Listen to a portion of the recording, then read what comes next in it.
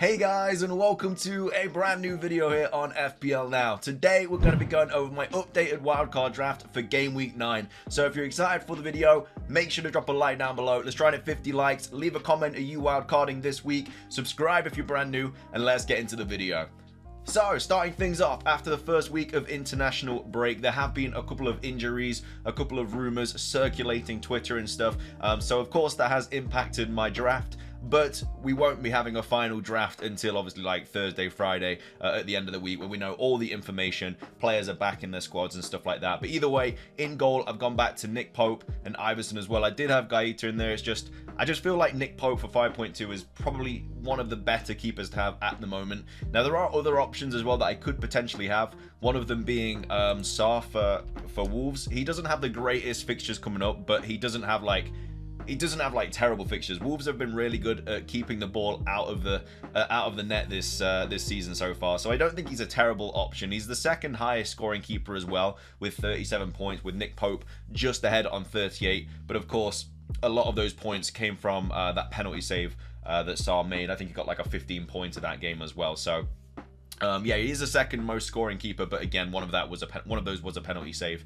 But either way, I don't think he's a terrible option. I have gone for Nick Pope at the moment, but that could easily change. This is the one player that I'm just not sure about at all for my wildcard draft. I just don't know who to play in goal. It's on Pope at the moment just because of the fixtures. But again, Wolves have got West Ham away, then they've got Chelsea away, then they've got Forest at home, Crystal Palace away, Leicester at home. It's a pretty good run of fixtures after the Chelsea game that kind of lead up to like game week 16 where everyone's got unlimited transfers. He's very low owned as well. He's only owned by like 5% of teams. So yeah, not sure, but Pope is who I've gone with at the moment. He might get a price rise by the time that the deadline rolls around, so you know, getting him for 5.2 instead of 5.3 would be nice. Got Iverson in goal as well, just simply because he's cheaper than Ward, and I'm not going to be playing either of them anyway. But that's the keeper options there. But again, not sold on those two at all at the moment. The back line has changed a little bit as well. I've got James in, I've got Gahey as well, just simply because of the fixtures that Crystal Palace have.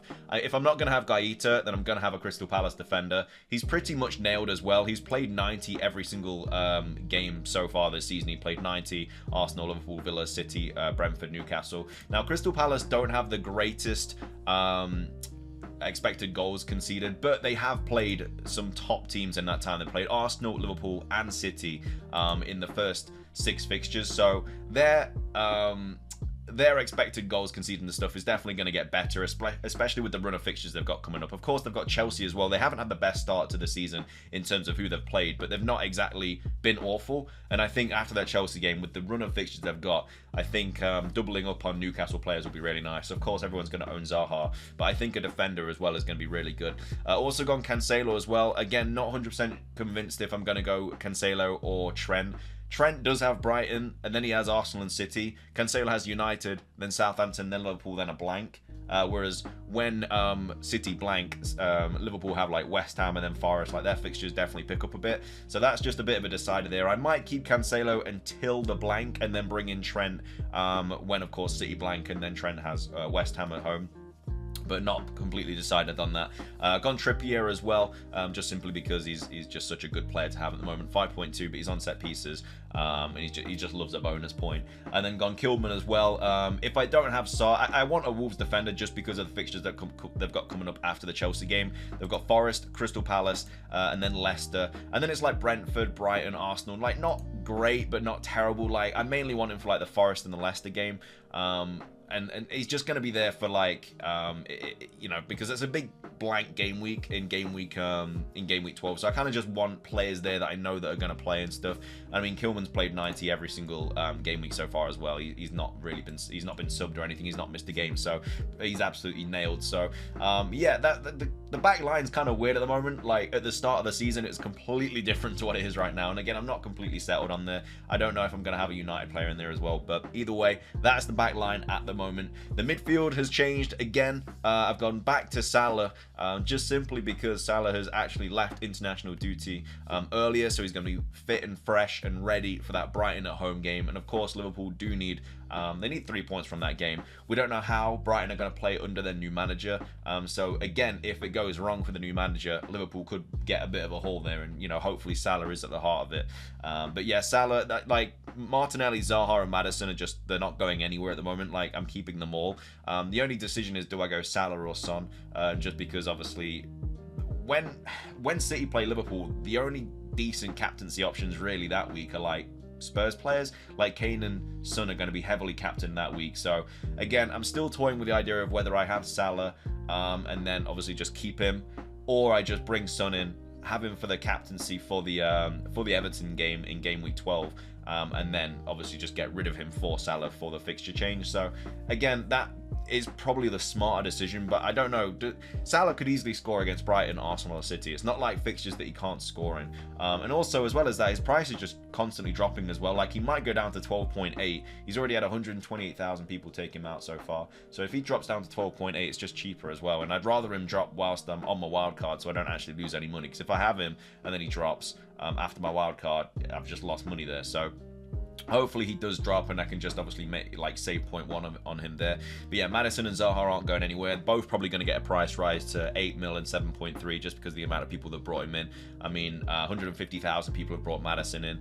I think he's only blanked like twice so far this season. So even though Leicester have been abysmal so far, like, Maddison's actually been returning. And then Zaha as well, 110,000 people have brought him in on penalties. Yeah, I think that again, Zaha is going to do really, really well over the next 5 fixtures. Well, maybe not the Chelsea game, but apart from that, when they play Leeds, Leicester, Wolves, Everton, and stuff like that, I think they can definitely have, he can definitely haul a couple of times there. And then Martinelli as well. I just want to be in a position where I don't have to worry about the blank. And if I do only have Cancelo, Martinelli, and Haaland, like, I don't have to worry about game week 12. I'll just bench those 3. The rest of my team are definitely going to play. Like, none of them are worried about minutes or anything like that. They're all definitely going to play. So that's the kind of the big game week there. You just kind of have to be ready for that, because a lot of people did triple up on City and Arsenal. And if you are in a position where you have 3 Arsenal players, 3 City players, and you don't have a wild card, you might be going into free hit territory, because that's 6 players that you just obviously can't play in game week 12. So I might do a free hit draft around game week 12, but we'll cross that bridge when we get to it. And then yeah, Andreas Pereira as well. Just again, I always go over it, but yeah, probably just the best 4.5 mil option right now. Gone a little bit down in like kind of the attractiveness of it, but just simply because he's not going to be on corners anymore. It looks like Willian has taken them off him, which was obviously a big part of his game because he was creating chances and stuff like that. Helps with like bonus points, but yeah, it looks like Willian has taken corners off Andreas Pereira. Still not terrible. He's still playing 90 well, not 90, but playing like 85 minutes every game. He's playing just behind Mitrovic, so not a bad option at all. But he does love a yellow card off corners now, so not as good. But again, I can't really see myself getting rid of him. There's not really any other 4.5 mil options that are better than him that are gonna play and stuff like that. So that's the midfield there. Again, the only player that I think is really going to change in that midfield is whether I go Son or Salah. I think everyone else is absolutely nailed.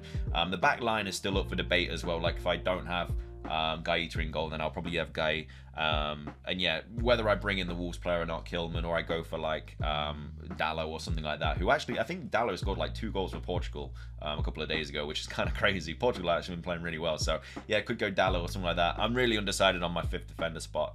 But again, we'll see what happens. We'll get more information. But yeah, apart from that, my up front is Tony, Mitrovic, and Haaland. I did have Isak, but now he's going to be out for a few weeks. So if you did bring him on your wild card, this is why I wanted to wild card in game week 9, because if I wild carded in game week 8, I probably would have had Isak. And yeah, he did get a 9-pointer, but now he's injured, so you obviously have to waste a transfer there. Patterson is also injured as well. I had to take him out. And also, as well as that, there's been rumors that Mitrovic is also injured, so I'll have to wait and see that being confirmed or not. But as of this point right now, we're not 100% sure about that. But yeah, Tony's definitely, like, Tony kind of has to be in my squad now because Isak's out of the question, being injured. Callum Wilson also potential. He is on penalties. I mean, maybe he should still be on penalties, even though the Isak took one, but obviously Wilson wasn't on the pitch. But he's obviously coming back from injury. Alex St. Maximin's coming back from injury. Newcastle do have quite a few injury players. I think even Chris Wood has got like a rib injury or something like that. Not that Chris Wood's a good option, but like I said, they're just, all their players are just getting injured left, right, and centre. So yeah, unfortunately, it looks like Isak's out for a few weeks. Again, we're not sure on the expected time back for him, but yeah, if you do have Isak, it is a little bit of an issue. But yeah, gone Tony on penalties. Mitrovic, will be keeping him as long as he's not injured. If he is injured, I think Solanke obviously, honestly comes into the conversation a little bit, and it frees up a lot of funds as well. So let's just say that he is injured. You know, Mitrovic is injured. I can't have him in my squad, obviously. Let's say he's just out. Again, just rumors at the moment. Doesn't look like he... I mean, we don't know. We'll have to wait for more information. But yeah, I mean, Solanke has good fixtures coming up. He's got Everton, not Everton, he's got Brentford, Leicester, Fulham, Southampton, and then West Ham. I don't know if he's on penalties. I'm not too sure. But either way, he has a very low expected goals, but he's been playing like tough games as well. It's not like he's been like Bournemouth had a really tough start to the season. So yeah, he could be an option if Mitrovic is out, and then that saves up like 1.2 mil, and then I could obviously easily get to Trent and stuff like that. So we'll have to see what happens there. And then yeah, Haaland is my final option. Again, if I did want to keep Salah, something that I could do is go from Haaland to Kane. But I would need money in the bank for that, because I wouldn't be able to go back from Kane to Haaland after this blank. So that is something else that I could do. But again, is it worth the money? I think he's like 12 mil now. Yeah, he's 12 mil now. So I'd have to have a bit in the bank. And you know, is one game week worth? Well, I mean, I'd obviously bring Kane in for the Liverpool game. But then obviously if Haaland bangs against Liverpool, that's just, I don't know. I don't think it's worth it. I just think it's so dangerous not having Haaland in your team. It was like Salah like last season or the season before. Like not having him in your team is really risky. But either way, that is my game week 9 updated wildcard at the moment. If you guys enjoyed the video, make sure to drop a like down below. Leave a comment with your thoughts on my wildcard draft. What would you change about it? What is your wildcard draft if you're on it? Subscribe if you're brand new. Ring the notification bell. It's everything from me though. Have a fantastic rest of your day. And until next time, peace.